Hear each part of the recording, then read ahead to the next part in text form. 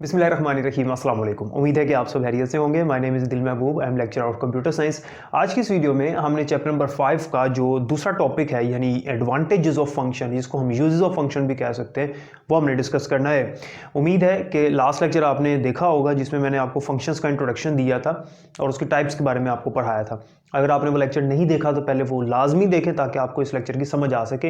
वो लेक्चर इस चैप्टर का पहला लेक्चर था और इंट्रोडक्टरी और बेसिक लेक्चर था, तो उसका लिंक वैसे मैंने डिस्क्रिप्शन में भी ऐड कर दिया, वहाँ से चेक कर सकते हैं। आज हमने पढ़ने हैं एडवांटेजेस ऑफ फंक्शन। ये क्वेश्चन शॉर्ट क्वेश्चन के लिए इंपॉर्टेंट है कि वो आपसे पूछ सकता है right any 2 advantages and uses of function. याद रखिएगा, एडवांटेजेस, यूजेस, बेनिफिट्स और फीचर्स, प्रॉपर्टीज़, इनका मतलब एक ही होता है। यानी अगर वो आपसे पूछे कि इनके क्या फ़वाइद हैं, फंक्शन की क्या खसूसियात हैं, फंक्शन के क्या यूजेस हैं, इस्तेमालात हैं, तो उन सब का आंसर यही होगा। तो अगर किसी और नाम से आ जाए तो परेशान नहीं होना, डिफरेंट नेम्स मैंने आपको बता दिए। ठीक हो गया। तो लेक्चर शुरू करने से पहले अगर चैनल सब्सक्राइब नहीं किया तो चैनल को सब्सक्राइब भी करें और नेक्स्ट आने वाली वीडियोस अगर आप चाहते हैं आपको मिले तो बेल आइकन को भी ज़रूर प्रेस करें। इसके अलावा अगर आपको नोट्स चाहिए पूरी बुक के इजी वर्डिंग में तो स्क्रीन पर नंबर चल रहा है, आप कॉन्टैक्ट कर सकते हैं। फंक्शन के एडवांटेजेस यहाँ पर मैंने 4 लिखे हैं, बुक में भी यही 4 लिखे हुए हैं। मैं इनको एक्सप्लेन करता हूँ। लास्ट लेक्चर में जब मैंने आपको फंक्शंस के बारे में बताया था तो तब मैंने आपको बताया था कि हम अपने प्रोग्राम में फंक्शंस क्यों बनाते हैं, उसकी रीजंस क्या हैं। उनमें से 1-2 रीजंस मैंने आपको बताई थी, तो वो रीजंस जो हैं वो आज इसमें भी मौजूद हैं, यानी कुछ चीज़ें वहाँ पर ही मैंने बता दी थी। मिसाल के तौर पे यहाँ पर सबसे पहली जो रीज़न है फंक्शन को बनाने की, यानी फंक्शन को यूज़ करने की, यानी फंक्शन के एडवांटेजेस में जो पहला एडवांटेज है, पहला यूज़ है, पहला इसका फ़ायदा है, वो है रीयूजेबिलिटी।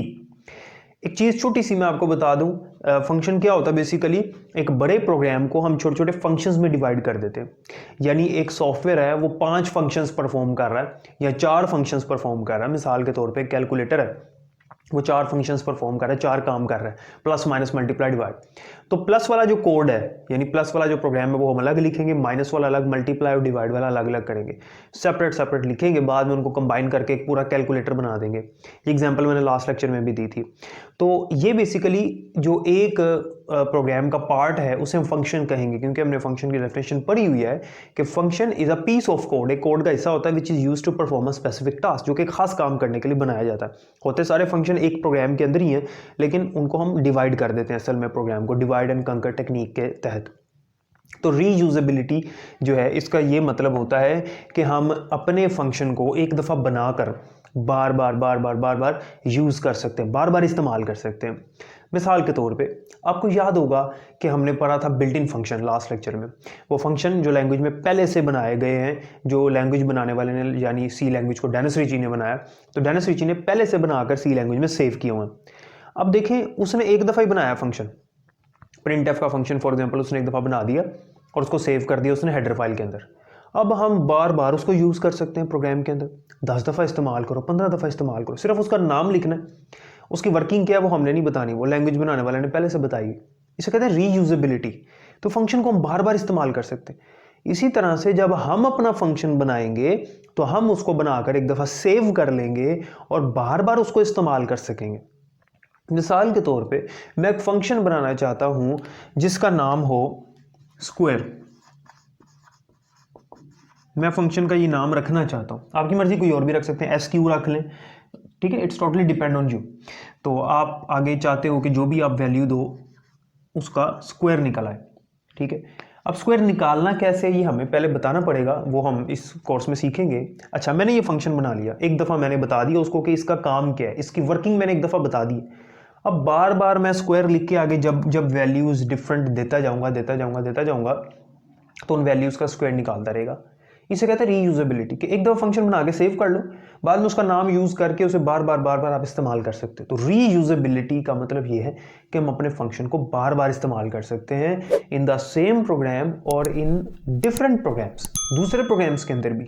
अगर हमने उसको एक दफ़ा मेमोरी में सेव कर लिया तो हम दूसरे प्रोग्राम्स के अंदर भी उसको यूज़ कर सकते हैं।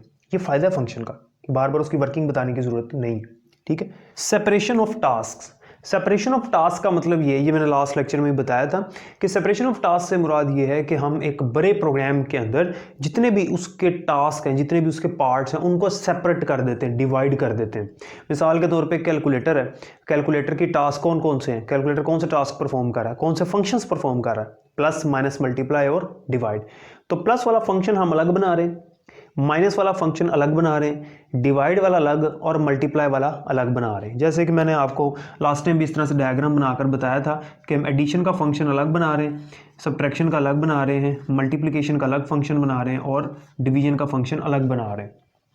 मैंने टास्क को डिवाइड कर लिया और आपको पता है, आपने 9th क्लास में भी पढ़ा हुआ है कि जब हम बड़ी टास्क को एक छोटी टास्क में डिवाइड कर लेते हैं तो फिर इसको सोल्व करना ज़्यादा आसान हो जाता है। एक बड़ी प्रॉब्लम को छोटे पार्ट्स में डिवाइड करके सोल्व करना ज़्यादा आसान हो जाता है। तो हम अपने टास्क को डिवाइड कर लेते हैं। इससे एक और फ़ायदा ये भी होता है कि जब कोई एरर आ जाए, कोई प्रॉब्लम आ जाए प्रोग्राम में, तो हमें पूरा प्रोग्राम चेक करना नहीं पड़ता। हम उस मुतलका टास्क को, उस मुतलका फंक्शन को चेक करते हैं कि यहाँ पर प्रॉब्लम है। मिसाल के तौर पर कैलकुलेटर बनाने के बाद उसे टेस्ट किया तो प्लस भी ठीक हो रहा है, मल्टीप्लाई भी ठीक हो रहा है, डिवाइड भी ठीक हो रहा है, लेकिन सब्ट्रैक्शन यानी माइनस नहीं ठीक हो रहा, उसमें कोई प्रॉब्लम आ रही है। तो फिर हम पूरे प्रोग्राम को चेक तो नहीं ना करेंगे, फिर हम क्या करेंगे, हम सिर्फ इस पार्ट को चेक करेंगे कि इसमें कहीं पे प्रॉब्लम है। तो पूरे कोड को चेक करने की बजाय हम सिर्फ उस स्पेसिफिक कोड को चेक करेंगे कि कहाँ पर प्रॉब्लम है, क्योंकि उसी कोड के अंदर स्पेसिफिकली प्रॉब्लम आ रही है। ठीक है, तो ये भी इसका फ़ायदा होता है सेपरेशन ऑफ टास्क। नंबर 3 पे है handling the complexity of the problem. आपको पता है कि जब हम किसी बड़ी प्रॉब्लम को सोल्व कर रहे हैं और उसको छोटे टास्क में डिवाइड कर दें तो उसकी जो पेचीदगी है, उसकी जो कॉम्प्लेक्सिटी है वो ख़त्म हो जाती है। जाहिर सी बात है कि जब मैंने काम करना है, एक प्रोग्राम बनाना है, एक सॉफ्टवेयर बनाना है जिस सॉफ्टवेयर के अंदर बहुत सारे टास्क हैं, बहुत सारे काम हैं, तो मुझे शुरू से लेके एंड तक थोड़ा थोड़ा करके उस सारे सॉफ्टवेयर को बनाना पड़ेगा। लेकिन अगर हम उन टास्क को डिवाइड कर दें तो फिर उसकी जो कॉम्प्लेक्सिटी है, उसकी पेचीदगी है, उससे हम निकल आएंगे। उससे अलहदा से थोड़ा करेंगे, फिर थोड़ा सा और करेंगे, थोड़ा और करेंगे, ऐसे करते करते हम उसको बना लेंगे। मिसाल के तौर पे आपकी बुक है, कंप्यूटर की जितनी भी बुक्स होती हैं, उनमें क्या होता है, उसने बुक के अंदर चैप्टर्स डिवाइड किए होते हैं, फिर उन चैप्टर्स के अंदर भी टॉपिक्स डिवाइड किए होते हैं। हम एक चैप्टर के टॉपिक को तैयार करते हैं, फिर दूसरा टॉपिक, तीसरा टॉपिक, चौथा, पांचवा, छठा, सातवां, आठवां, इस तरह एक चैप्टर पूरा हो जाता है। हमें पता लग जाता है हमारा एक चैप्टर तैयार हो गया बुक का, फिर दूसरा चैप्टर, तीसरा, चौथा, पांचवा, थोड़ा थोड़ा करके हम करते हैं, क्योंकि वो डिवाइड हुई है तो हमें उसकी समझ भी आ रही होती है, हम उसको कर लेते हैं ईजिली। अगर बुक बगैर चैप्टर के और सारा कुछ ऐसे ही उसके अंदर लिखा हो तो वो बड़ा अजीब सा सिनेरियो होगा। तो इससे हमारी जो कॉम्प्लेक्सिटी है वो भी हम उसको हैंडल कर लेते हैं बड़ा आसानी से, क्योंकि हम उसको डिवाइड कर रहे हैं। और लास्ट पे है रीडेबिलिटी। रीडेबिलिटी का ये मतलब होता है कि जब हम अपने प्रोग्राम को छोटे हिस्सों में, टुकड़ों में, यानी फंक्शंस में डिवाइड कर लेते हैं तो इससे फ़ायदा ये होता है कि उस प्रोग्राम को समझना, उसको रीड करना और किसी को समझाना बड़ा आसान हो जाता है। उसकी रीडेबिलिटी बढ़ जाती है, उसको रीड करना बड़ा आसान हो जाता है।